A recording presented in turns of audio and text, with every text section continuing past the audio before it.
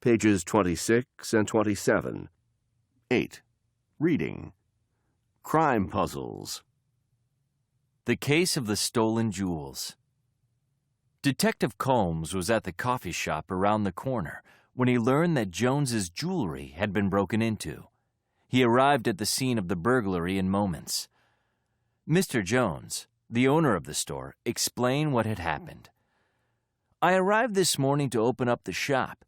As I walked up to my store, I noticed a lot of broken glass on the pavement. I looked up and realized that the display window had been broken.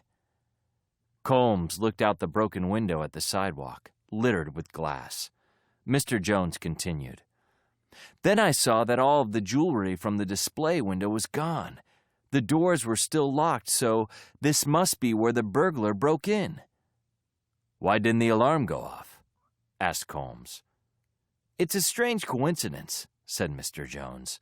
I removed our old alarm system yesterday and made an appointment to have a new one installed today. Combs looked around at the empty jewelry cases. I assume your jewelry was insured? Of course, said Mr. Jones. Thank goodness for that. Combs nodded and said, Mr. Jones, I believe there was a crime indeed, and it was committed by you. What crime does Combs suspect Mr. Jones of committing? Why? The Case of the Bowling Alley Murder. The Center Street Bowling Alley, the oldest bowling alley in the city, closed at midnight. At 4 a.m., the janitor found a terrible sight. A man with a knife in his back lying in one of the lanes. Detective Combs quickly arrived at the scene with a swarm of police officers. Anybody know the victim? Asked Combs. I do, said one of the officers. That's Bob Reynolds. He's running for councilman. He and Mike Jenner have been having a bitter campaign battle. Perhaps we should pay Mr. Jenner a visit, said Combs. Before leaving the bowling alley, Combs took his cell phone out of his pocket and left it behind. On arriving at Mike Jenner's house, Combs told Jenner, I have some grim news. Bob Reynolds has been murdered. No, I can't believe it, cried Jenner. We'd like to speak with you about the murder, but first I need to get back to the police station to file the report. Can you meet me at the station? Of course. I'll help in any way I can. I'll give you a call. Combs patted his pocket. Uh-oh, I must have left my cell phone at the bowling alley. Would you mind picking it up and bringing it with you to the station?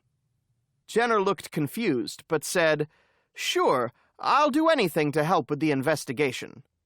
Later that day, Jenner brought Combs's cell phone to the station.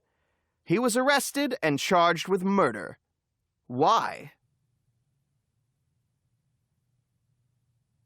Answers. The Case of the Stolen Jewels. Detective Combs suspects that Mr. Jones took the jewelry himself and pretended that there had been a burglary so he could collect insurance money. The broken window is Combs's clue. If someone had broken into the store, the broken glass should have been on the inside of the shop. Since it was outside the shop, the window must have been broken from inside. The Case of the Bowling Alley Murder. Detective Combs never told Mr. Jenner in which bowling alley the murder took place. Yet Mr. Jenner knew which bowling alley to go to for Combs's phone. Mr. Jenner must have known where the murder took place, because he was there.